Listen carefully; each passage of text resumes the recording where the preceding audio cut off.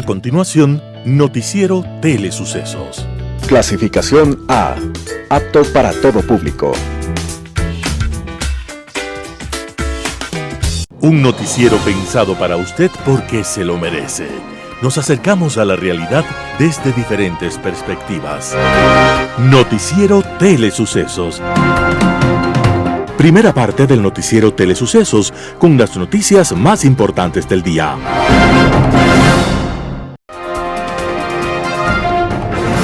Un día como hoy. El duque Leofric, noble inglés, era dueño de grandes extensiones de tierra. Y también se creía dueño de la vida de los seres humanos que allí habitaban.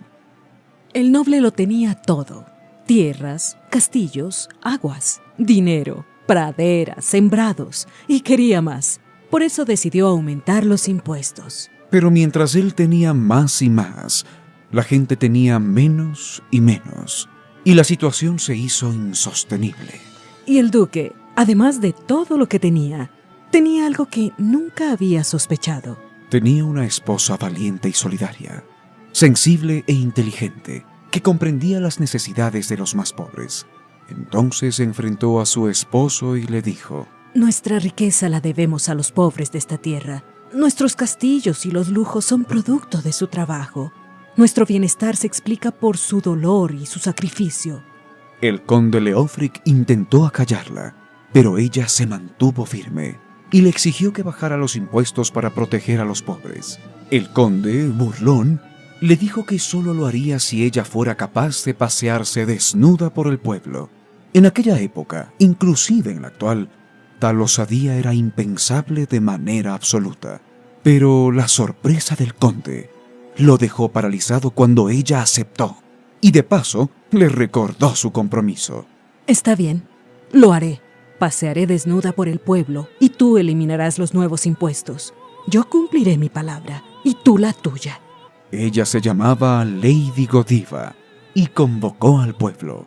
Todos estuvieron de acuerdo en no salir a la calle y encerrar las puertas y ventanas para no verla, para que pudiera pasear desnuda. Y en efecto lo hizo. Desnuda, montada en un caballo blanco, recorrió las calles mientras todos permanecían encerrados.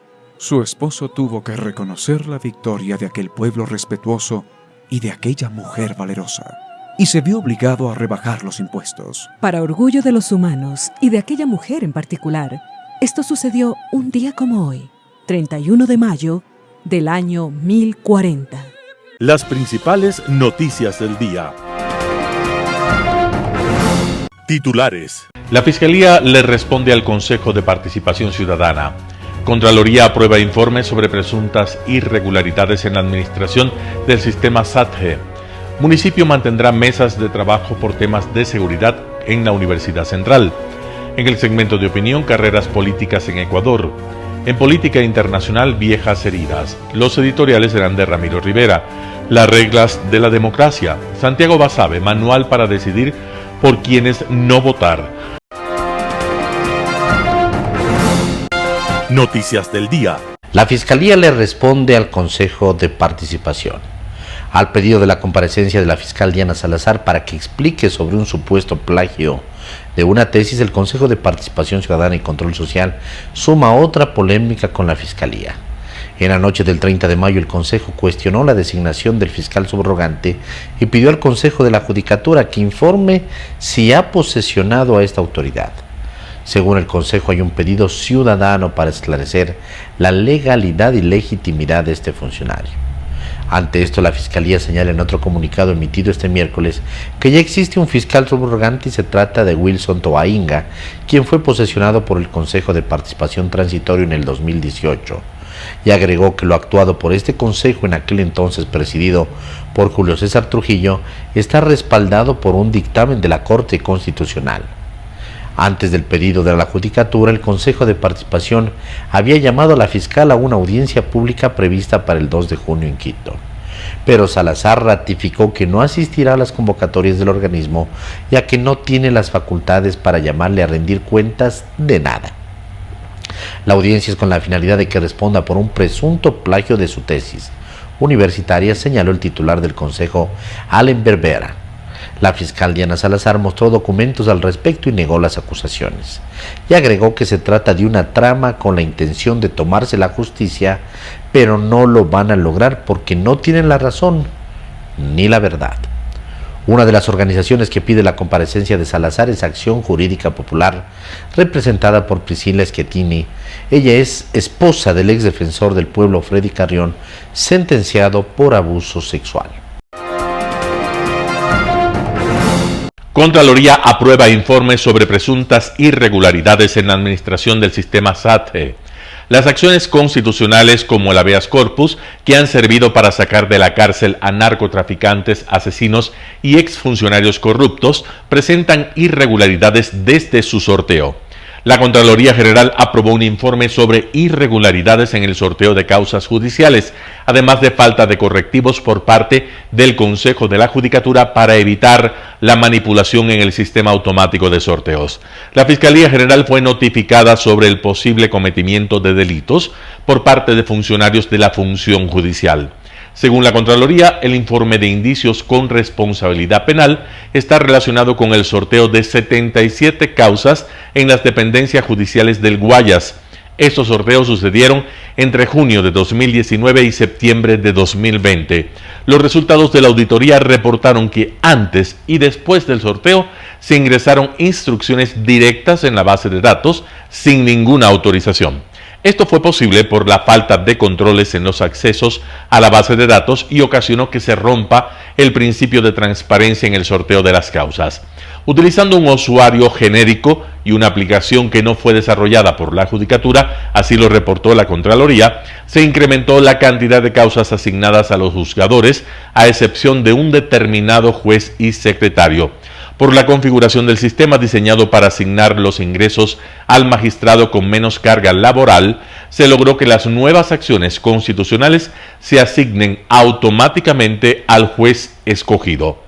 En febrero de 2020, un analista de seguridad de la Judicatura comunicó a los subdirectores de seguridad sobre estas instrucciones no autorizadas. Sin embargo, los funcionarios no adoptaron medidas correctivas y solamente 2 años después, en abril de 2022, cambiaron la contraseña de acceso, lo que para la Contraloría podría acarrear consecuencias penales.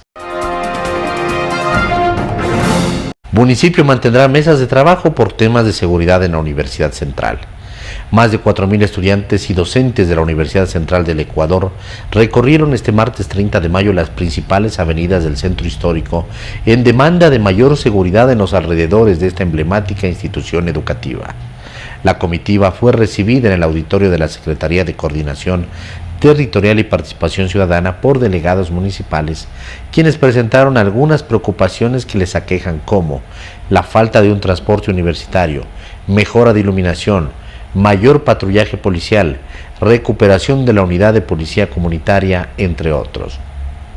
Karina Vance, secretaria de Coordinación Territorial y Participación Ciudadana, lamentó los sucesos que pasan a diario con los estudiantes y enfatizó el compromiso de la actual administración municipal en generar el proyecto Senderos Seguros en los establecimientos educativos de la capital.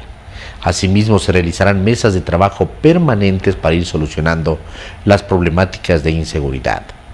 Hemos llegado a varios acuerdos puntuales.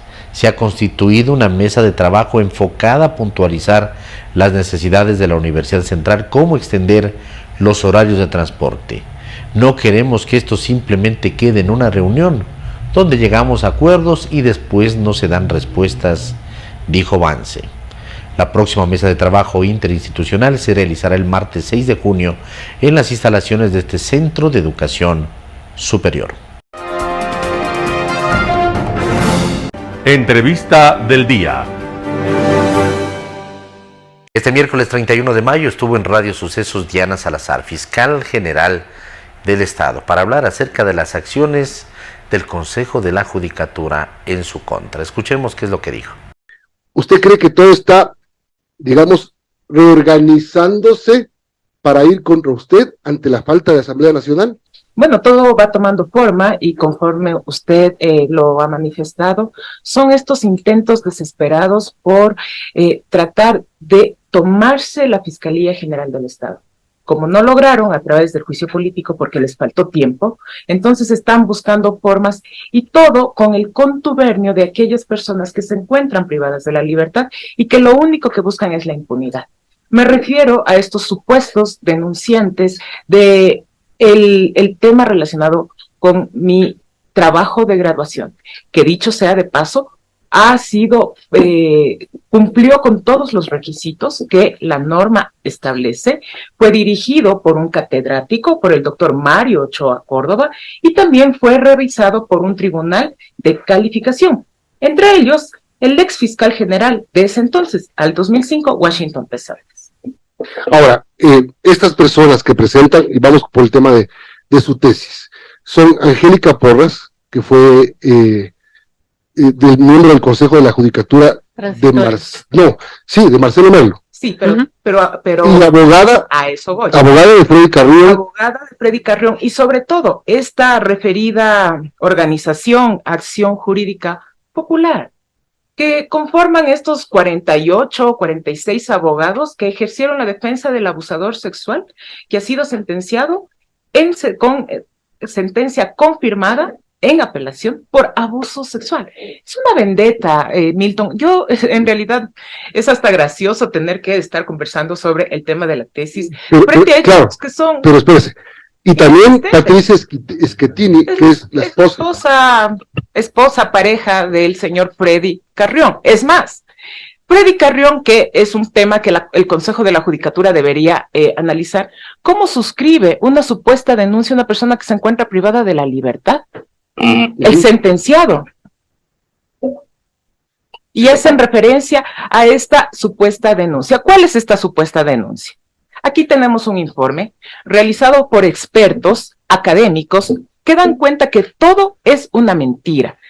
Pero también ustedes deben considerar, han venido diciendo que el caso del señor Freddy Carrión ha sido fraguado, que ha sido mentira. ¿Acaso todo el Ecuador no pudo percibir esos videos en los que estaba el señor Freddy Carrión con la víctima? Y dicen que fue montado por la fiscalía. Así también dice que la fiscal ha copiado algunos textos, porque además deberíamos ir utilizando los términos adecuados. En nuestra legislación no existe el plagio. Existen temas de similitud. Sin embargo, aquí está, le voy a dejar, por favor. Desvirtuando todas estas acusaciones. En realidad, estos textos se hacen referencia a temas del 2010. Mi tesis fue elaborada entre los años 2003 y 2004 y presentada en el 2005. Así actúa esta gente.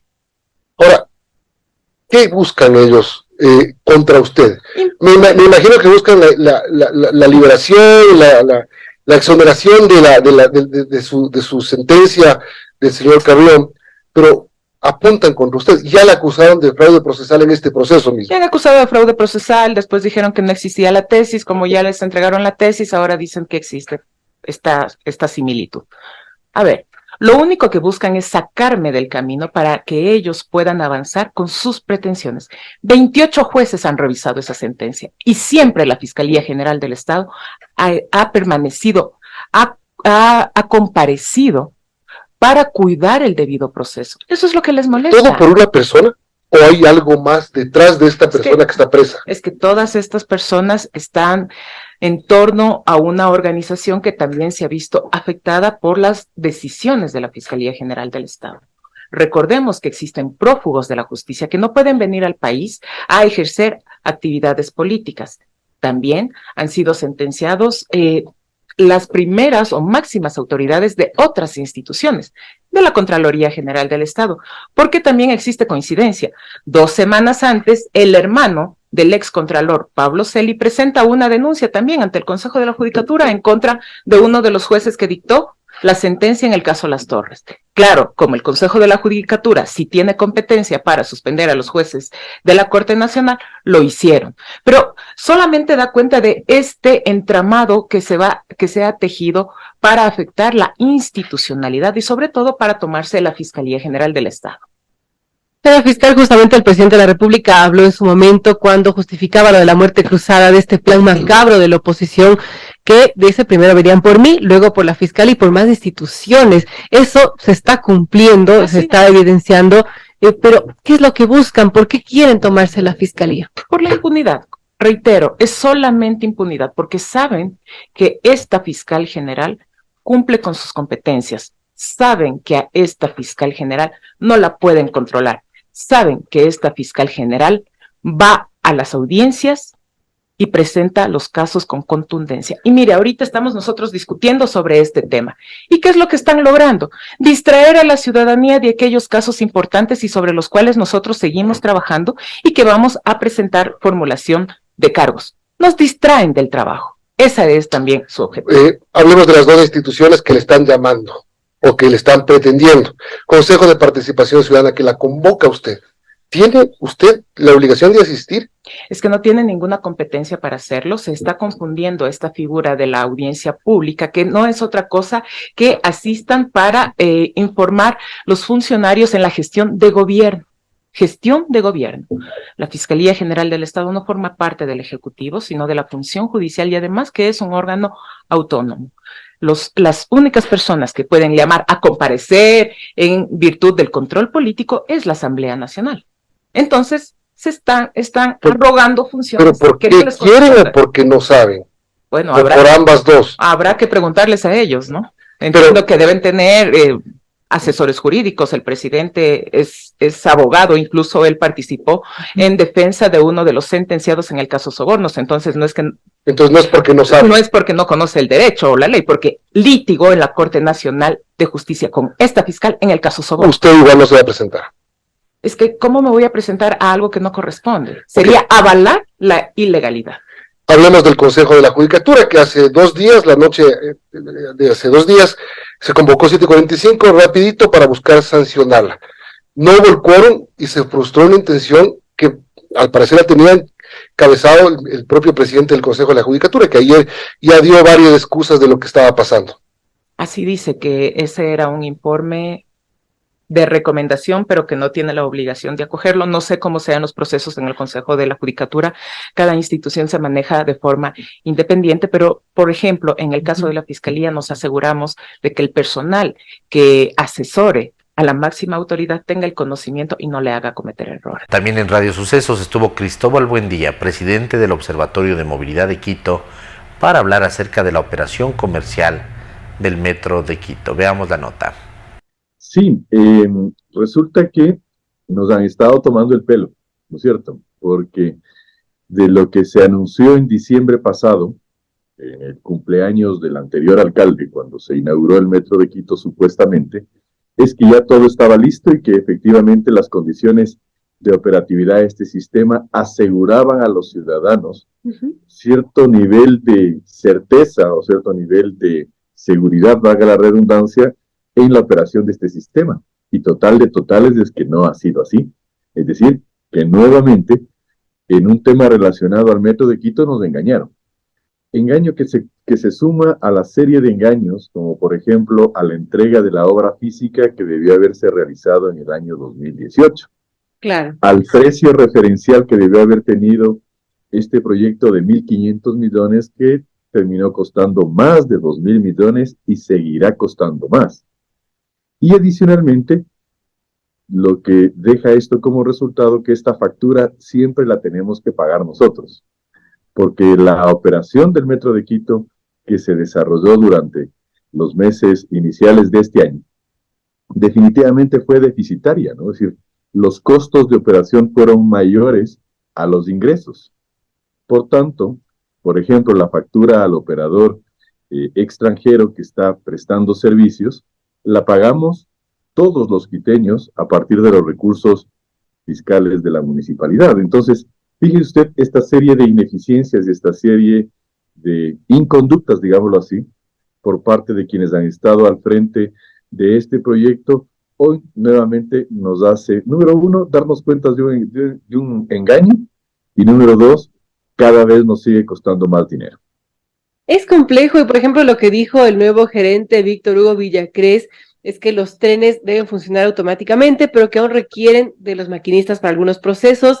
Se mencionaba que el sistema de recaudo todavía no está listo, que algunas estaciones no operan al 100%, que hay planes de emergencia que deben crearse, que no han sido creados. También mencionaba que falta el contrato de mantenimiento de trenes y rieles a largo plazo y que no hay una fecha, obviamente, para el inicio de la marcha blanca. En este proceso se pone a prueba todo el sistema para conocer su capacidad. Esto se entendía que se estaba haciendo, pero ahora el nuevo gerente dice que no. Todo esto deja dudas, Cristóbal, de cómo se ha estado manejando el metro de Quito. Parece que, bueno, se ha convertido lamentablemente en un botín político de los políticos de turno. Y en este caso, bueno, ¿qué podemos esperar de esta nueva operación? Ya se anuncia para diciembre y la operación comercial completa para julio del próximo año. Se sigue aplazando la fecha de inicio de operaciones del metro de Quito. Verónica, yo coincido plenamente con lo que Hugo Villacrés plantea. Es verdad, todos estos sistemas nosotros los hemos venido anunciando desde hace meses atrás, no están listos. Y yo me permitiría agregar un tema adicional más, el tema de la integración con superficie. Tomando en consideración lo importante y vital que es para el Metro de Quito contar con un sistema de alimentación en superficie de demanda que le permita tener cierto nivel de sustentabilidad y que además la calidad del servicio que tenemos en un sistema como el metro se mantenga también en superficie. Esto ya está recogido en una ordenanza, la 17-2020, desde diciembre del año 2020, y durante 2 años no se hizo absolutamente nada. 2 años y un poco más, no se hizo absolutamente nada por parte de la administración de turno. Entonces, el gerente está planteando una realidad que efectivamente es así. Y creo que el anuncio que la alcaldía hace es un anuncio responsable, por ejemplo, en términos de seguridad, Verónica. ¿Qué pasa si es que mañana más tarde el Metro de Quito sufre algún tipo de emergencia? Ojalá que nunca sea así, pero ¿qué pasaría frente a la integridad de la vida de las personas? Creo que eso es lo primero que la municipalidad debe preocuparse. Atención, Ecuador. A Diana Salazar la quieren sacar por lo siguiente. Número 1. Está a punto de salir el informe de Fiscalía sobre el pago del crédito chino con petróleo. Número 2. En 90 días sale el informe del asesinato del general Gabela. Número 3. Hay 50 juicios de los honrados correístas y 34 de Correa que todavía están en investigación en la Fiscalía. Número 4. Correa quiere pedir revisión en los juicios sobornos y no quiere un pronunciamiento opuesto de la Fiscalía. Número 5. Quieren controlar la Fiscalía y Contraloría para dar protección a sus alcaldes y prefectos, así como a los de Participación Ciudadana. Número 6. Y el principal. Quieren un fiscal comprado para obtener la amnistía para el prófugo. Vamos a defender a la fiscal en el plantón el día viernes a las 10 horas en la pileta de la Universidad Central. Un panorama de noticias para su estatura intelectual.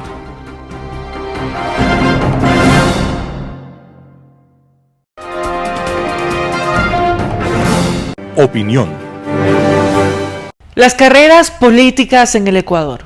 ¿Se han preguntado qué explica la permanencia de actores políticos, es decir, una carrera política estática, durante varios periodos legislativos, desde el retorno a la democracia en nuestro país y hasta la actualidad? Porque podemos observar dentro de las distintas conformaciones de los periodos de la legislatura ecuatoriana desde 1979 a los legisladores que llegaron y se quedaron, sea representando a la misma organización política que los auspició u otras organizaciones, sean periodos consecutivos o no. Y es que existe un escaso estudio sobre carreras legislativas estáticas en el Ecuador desde 1979 al 2008 y luego, sobre todo, en la etapa de la Constitución vigente hasta la actualidad. Porque si bien es importante analizar este tema con datos empíricos, tanto cualitativa como cuantitativamente, en esta opinión mi objetivo es dejar el tema sobre la mesa, de quienes iniciaron su carrera política y se quedaron, qué tanto se profesionaliza un político en nuestro país y que cada uno de ustedes puede inferir la explicación del por qué lo hicieron o qué incentivos los animó para quedarse o no. Recordemos que aplicando mecanismos de democracia directa en las elecciones de consulta popular en Ecuador llevadas a cabo el 4 de febrero del 2018, La segunda pregunta fue la siguiente. Para garantizar el principio de alternabilidad, ¿está usted de acuerdo con enmendar la Constitución de la República del Ecuador para que todas las autoridades de elección popular puedan ser reelectas una sola vez, recuperando el mandato de la Constitución de Montecristi y dejando sin efecto la reelección indefinida aprobada mediante enmienda por la Asamblea Nacional el 3 de diciembre del 2015? Según lo establecido en el anexo 2. Esa fue la pregunta, y en esa pregunta ganó el sí a nivel nacional con el 64.2% de la votación. Sin embargo, más allá del resultado, es importante resaltar el debate que generó a partir de eliminar la posibilidad de la reelección indefinida para todas las autoridades de elección popular. Pero ¿realmente sabemos qué tan frecuente fue la reelección de actores políticos en la legislatura ecuatoriana? Desde el retorno a la democracia, ¿qué tanto la reelección indefinida en el caso de la legislatura ecuatoriana impidió el surgimiento de nuevos actores políticos? ¿Qué incentivos existieron para que varios actores políticos lleguen a la legislatura y se queden por varios periodos? Y si fueron o no decisiones responsables, se han aportado positivamente al sistema de partidos y a la democracia. El vivir de o para la política ya se recoge en un texto importante que todos estudiamos de Weber, ¿verdad? Donde se analiza la política como una profesión y por ende poder tomarla como una carrera. Y la literatura especializada sobre patrones de conducta de los políticos reflejan básicamente 4 tipos de estas carreras políticas: las regresivas, las ascendentes, discretas y estáticas. Y cada una tiene sus características, pero podríamos decir que las discretas pueden ser las que generan menos aportes sustantivos, y esto es por la ausencia de experiencia política previa, y es lo que ocurre en nuestro país. Y Manuel Alcántara, conocido latinoamericanista, en un estudio intenta reivindicar a los políticos profesionales que hoy son objeto de una crítica muy aguda por parte de diversos sectores de la sociedad, tanto desde una perspectiva normativa como por la circunstancia de que la profesionalización de la política es un hecho incuestionable, cuyo estudio se hace ineludible para entender uno de los aspectos en que se presta en la actualidad la representación política. Cuestiones vinculadas a la forma de entrada en la política, a su continuidad en la misma y a la manera en que se sale y a dónde se va, se entrelazan con aspectos propios de la carrera política que, para quienes sí la entendemos correctamente, se defiende como cuestión de dedicación, de tiempo para acumular experiencia, de una correcta formación, de coherencia. Es decir, es una tarea que, para ser bien ejercida, requiere determinados niveles de talento. De acuerdo al doctor Alcántara, a diferencia de otros profesionales, el político tiene escaso control en la planificación de su carrera, aunque sí puede manipular en algunas ocasiones ciertos mecanismos institucionales, como por ejemplo las reglas electorales o los reglamentos internos del partido o del parlamento. No por ello deja de ser incierto el resultado. Y esto hace que la experiencia del político sea incluso más valiosa que en otras profesiones. El político experto procesa información políticamente relevante de forma más compleja y mucho más rápidamente que el novato. Sin embargo, a veces la experiencia en sí misma no es valorada y solamente satisface el componente psicológico del reconocimiento social, así como de toda ambición puesta en la reelección o en la continuidad de una carrera política en otros ámbitos. El éxito o el fracaso de un político están condicionados por una variada gama de limitaciones externas, muchas veces de carácter estructural. Pero lo cierto es que la profesionalización de un político mejora la calidad del servicio público. Global Hoy con Alan Cate. Viejas heridas. Este comentario se refiere a la tensión creciente que se ha estado produciendo entre Kosovo y Serbia por cuestiones realmente poco trascendentes, pero que demuestran que hay un trasfondo diferente.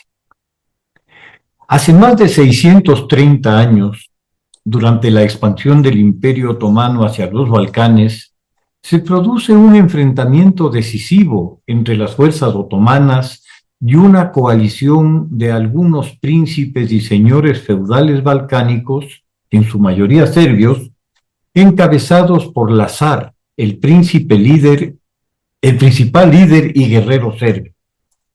La gran batalla tuvo lugar a unos 5 kilómetros de Pristina, la actual capital de Kosovo, en una llanura a la que se conoce como Campo de los Mirlos.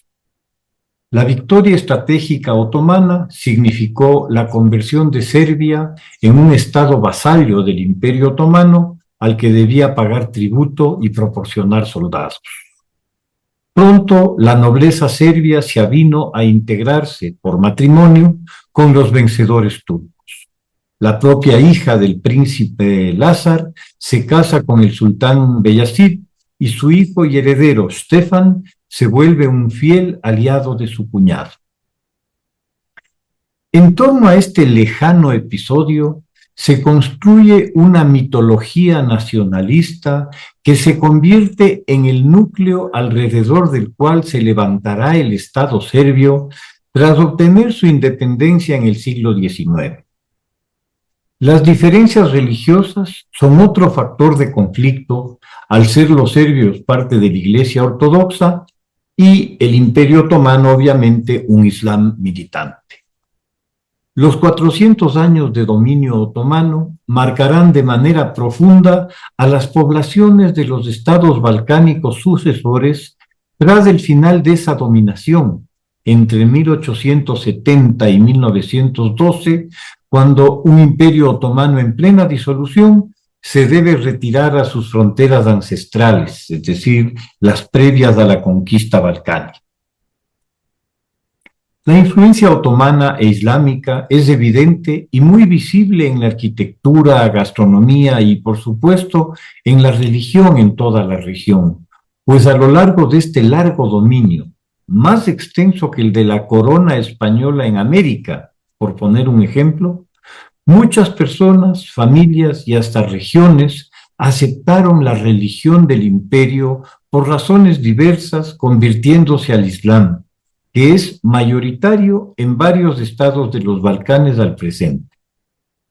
Adicionalmente, existen diferencias étnicas y lingüísticas entre los pueblos eslavos, como los serbios o los croatas, cuyo arribo a lo que conocemos como los Balcanes los enfrenta a los originarios pobladores ilirios, llegados a la parte sur de los Balcanes, conjuntamente con las grandes migraciones en torno al 1200 a.C., simultáneas con las de griegos, latinos y etruscos.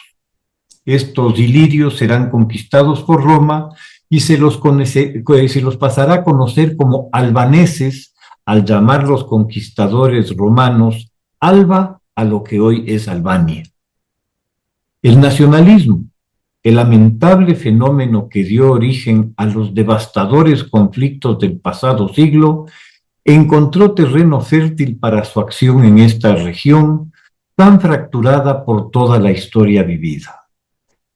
Los permanentes conflictos de la zona ahondaron diferencias, abriendo las viejas heridas y enconando las relaciones. La creación de Yugoslavia tras la Primera Guerra Mundial, cuyo detonante hay que recordar, está en el asesinato del heredero al trono del Imperio Austrohúngaro en Sarajevo a manos de un nacionalista serbio en 1914, junta en un mismo saco esa gran diversidad religiosa, étnica, lingüística y cultural, imponiendo la visión serbia, eslava y cristiana sobre todo el país. La Segunda Guerra Mundial verá aflorar bajo la ocupación nazi los resentimientos y la mala sangre acumulada al aprovechar el ocupante estos rencores para poner a unos contra otros, a serbios, a croatas, a bosnios y albaneses para su beneficio y dominio. Tras la guerra se reconstituye Yugoslavia, a la que solo la mano de hierro y el prestigio personal del mariscal Tito logra mantener unida. A su muerte y con el derrumbe del Imperio Soviético, Yugoslavia sucumbe a sus contradicciones internas y entra en una fase de desintegración violenta, donde todos esos rencores y fantasmas reaparecen, causando unos conflictos y enfrentamientos salvajes y el retorno, a 40 años apenas, del genocidio y las limpiezas étnicas a Europa. Serbia es, y hay que decirlo claramente, actor principal de las atrocidades que se producen en Bosnia y en Kosovo principalmente. Esto se demuestra con los fallos de la Corte Penal Internacional contra líderes políticos y militares serbios por genocidio, crímenes contra la humanidad y de guerra cometidos contra la población civil en Bosnia y Kosovo. Cuando la disolución de Yugoslavia termina con la creación de los nuevos estados que la integraban antes, Croacia, Eslovenia, Bosnia, Montenegro y Serbia, dentro de esta y por la fuerza queda todavía atrapado Kosovo, cuya naturaleza es completamente distinta a la de Serbia. Étnica y lingüísticamente, el 90% de la población kosovar es albanesa frente a un 10% de serbios, y un similar porcentaje de los creyentes son musulmanes. Esta forzada permanencia, como es natural, generó un creciente rechazo en una población que, siendo absolutamente mayoritaria, era discriminada y reprimida en su propia tierra, efectivamente por un ejército de ocupación. Hacia el final del pasado siglo, la brutalidad de la represión serbia provocó finalmente la reacción de Europa, que había sido muy criticada por su impavidez ante el genocidio en Bosnia, para intervenir militarmente por medio de la OTAN y detener a un Estado que había demostrado, si no su conformidad con las atrocidades cometidas a su nombre, al menos su incapacidad para controlar a sus tropas y a los irregulares a los que armaba y protegía.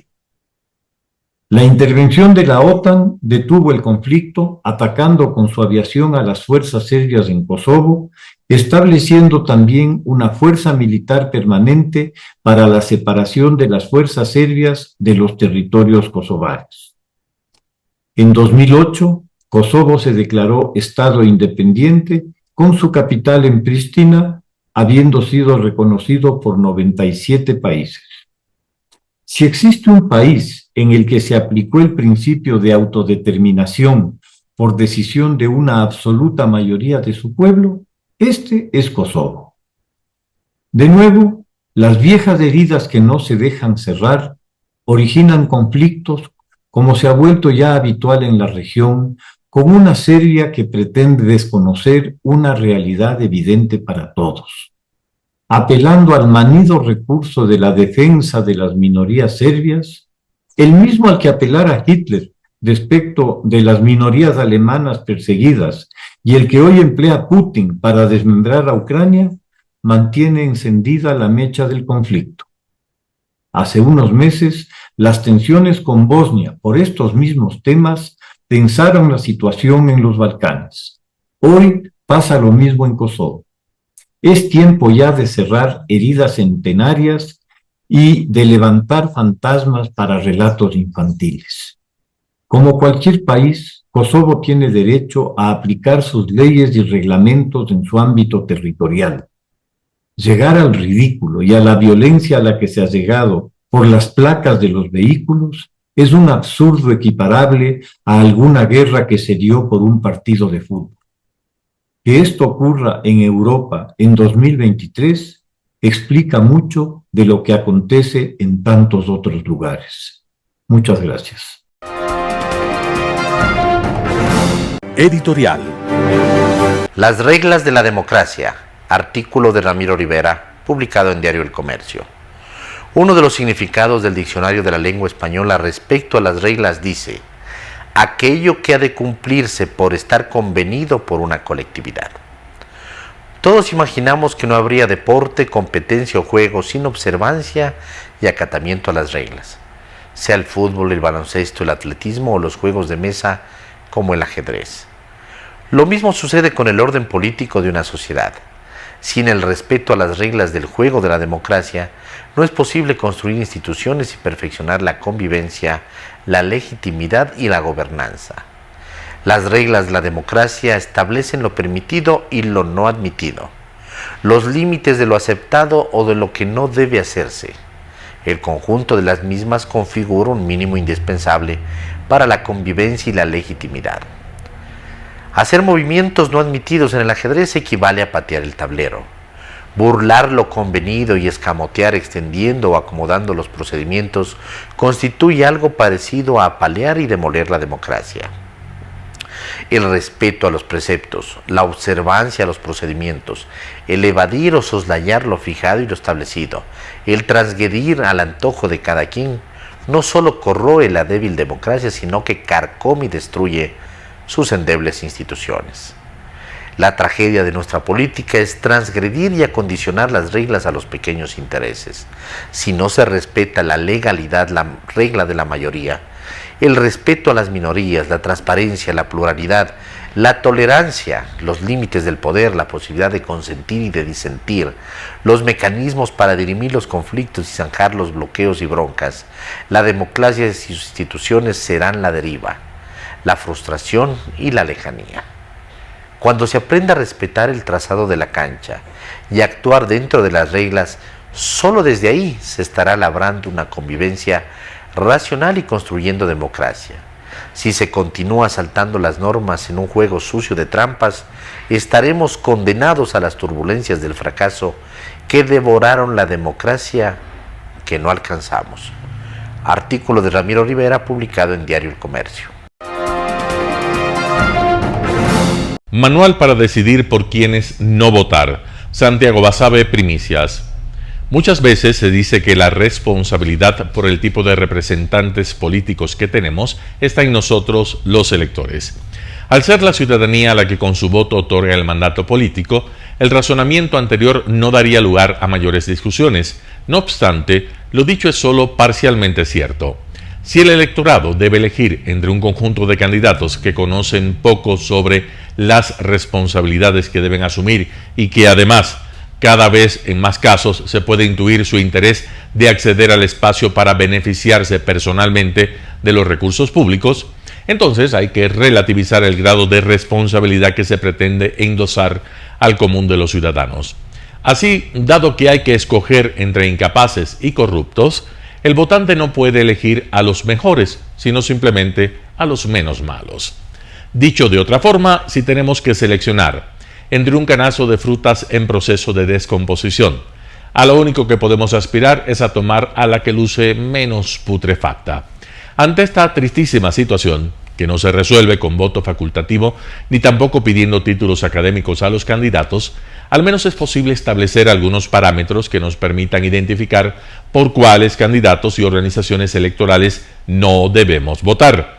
Por ejemplo, si el candidato lanza su candidatura y luego busca partido porque esa es una cuestión menor o porque ahí está solamente el vehículo electoral, las alertas deben estar encendidas. Ahí existe una clara muestra de ilimitadas ambiciones personalistas que no dudarán en llegar al poder a una costa de pactar con intereses políticos que incluso pueden ser contrapuestos con la propia visión del candidato.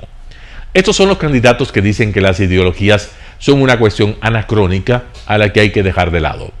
Aunque existen temas en los que puede haber acuerdos entre derechas e izquierdas en torno a su tratamiento, las soluciones pueden ir por vías diversas.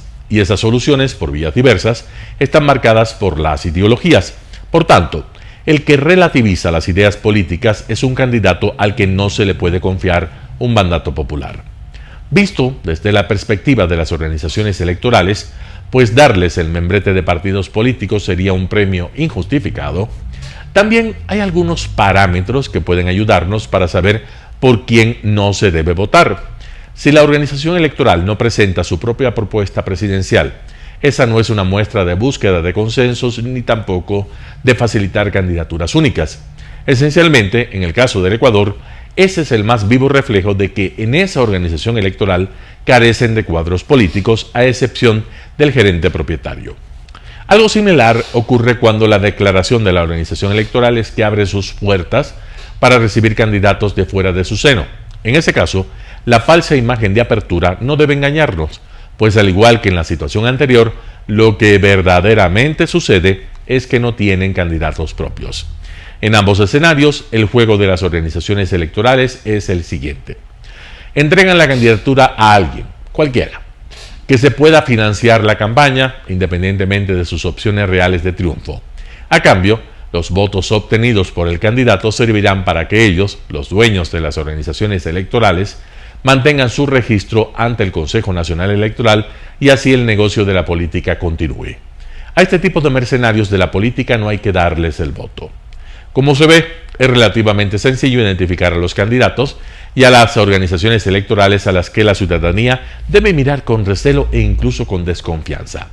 El problema surge cuando la gran mayoría de opciones que tenemos están dentro de ese espectro. En dicho escenario, que en Ecuador se afianza cada vez más, hay un síntoma inequívoco de que el sistema político como tal está llegando a sus más altos niveles de descomposición. Allí, ante la saturación, varias válvulas de escape pueden reducir la complejidad política y social. Sin embargo, esas salidas no dan soluciones a los problemas de fondo, sino que constituyen simples fórmulas para aliviar la contingencia.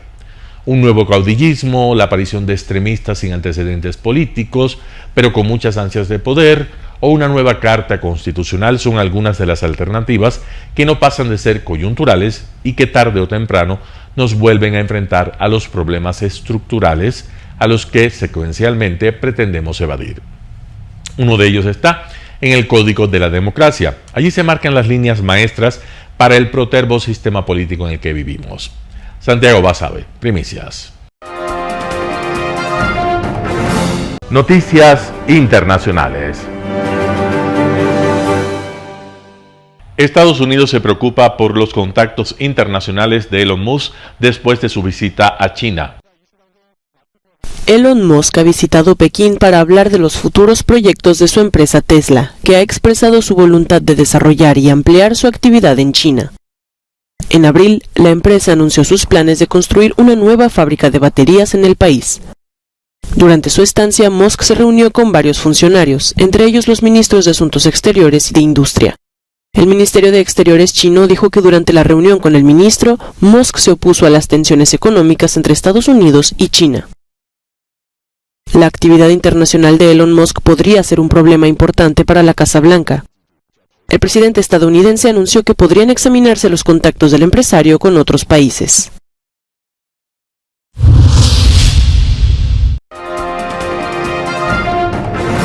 En El Salvador, el expresidente Mauricio Funes es condenado a prisión. La condena a 14 años de cárcel contra el expresidente Mauricio Funes es un antes y un después para la justicia y para quienes han negociado con las pandillas en El Salvador, dice este abogado. Se planteó como que era un acuerdo de las pandillas, entre ellos de no matarse, pero que el gobierno solo jugaba un rol de apoyo nada más, cuando se pudo verificar que fue muchísimo más.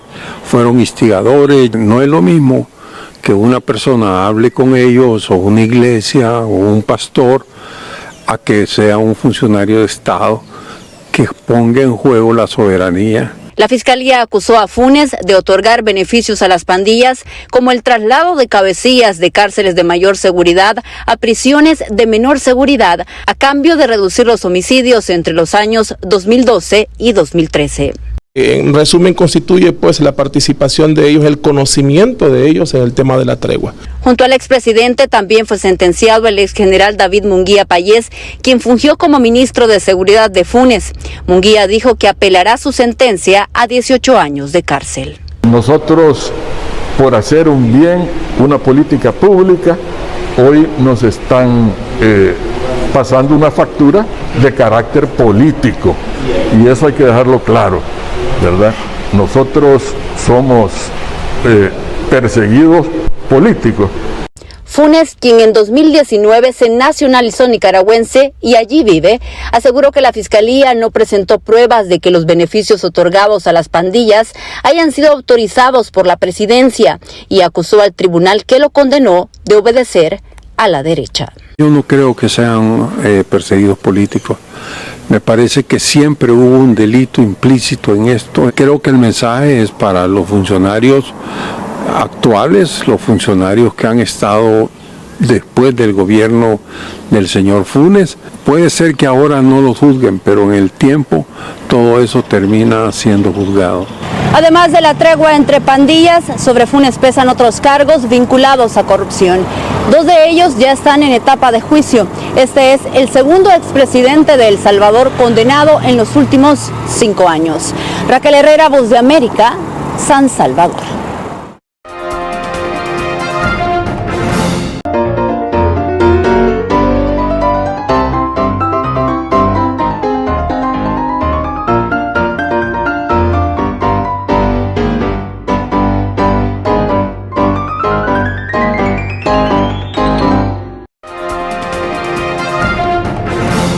Telesucesos Sports.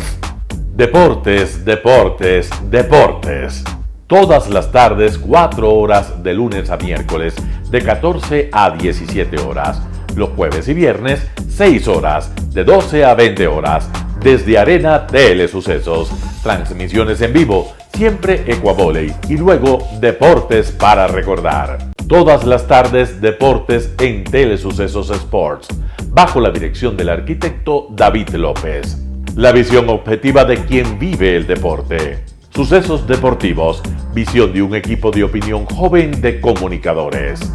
Estamos entregando a nuestra ciudad, con Arena Telesucesos, un esfuerzo más de un medio que es fiel a su identidad y que a través de sus contenidos de salud, cultura, opinión calificada y ahora deportes, pretende difundir lo que, aparte del entretenimiento, requiere nuestra gente. Lo hasta ahora realizado está hecho con mucho esfuerzo, pasión y el entusiasmo de nuestra parte, de nuestros empleados, trabajadores y pequeños empresarios que creen en nuestras motivaciones. Hemos dado los primeros pasos para este proyecto que seguiremos haciéndolo gracias a ustedes.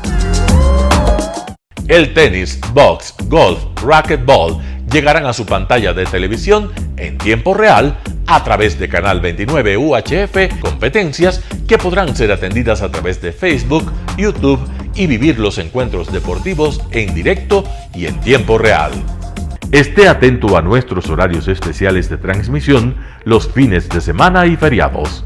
Usted y su familia disfrutarán desde la comodidad de su hogar de las emociones del Ecuavolley, deporte tan nuestro.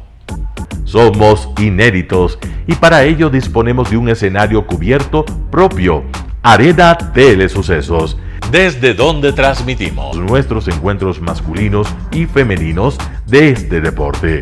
Arena Telesucesos, el escenario cubierto para la práctica del deporte 100% ecuatoriano, el Ecuavolley. Telesucesos es un canal de televisión que incorpora a su programación manifestaciones culturales y deportivas que marcan la identidad de nuestro país.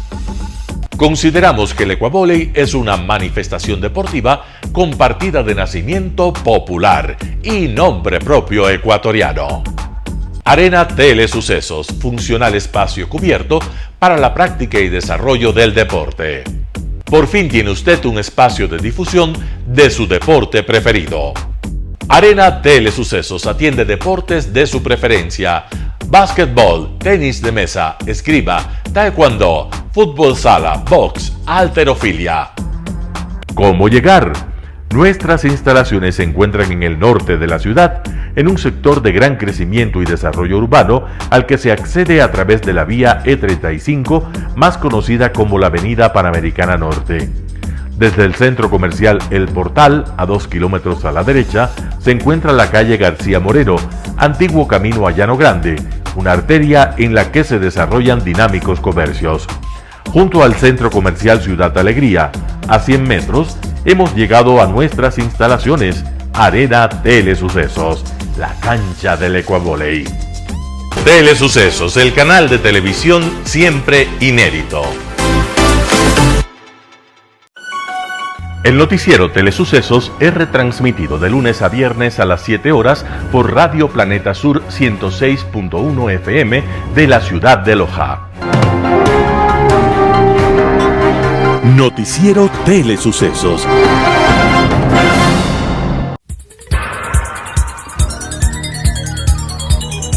Las opiniones vertidas en este espacio por la producción y dirección del programa son de exclusiva responsabilidad de sus autores y de quienes intervienen en ellos.